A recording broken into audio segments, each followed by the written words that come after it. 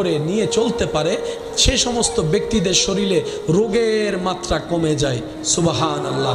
তাদের ব্রেনের শক্তি বেড়ে যায় সুবহানাল্লাহ। তাদের হার্ট ভালো থাকে, তাদের শরীরের জয়েন্টগুলো ভালো থাকে যাদের সাথে নামাজের সম্পর্ক থাকে।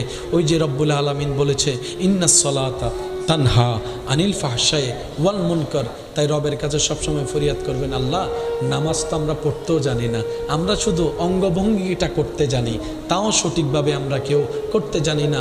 আল্লাহ গো, তোমার কাছে ভিক্ষা চাই, এই নামাজের ভিতরে তুমি যত ধরনের নিয়ামত দিয়েছো ওই নিয়ামতের বৃষ্টিগুলো একটু আমার উপর বর্ষণ করে দাও সুবহানাল্লাহ। আল্লাহ আমিও তোমার প্রিয় বান্দার লিস্টিতে নাম লেখাতে চাই।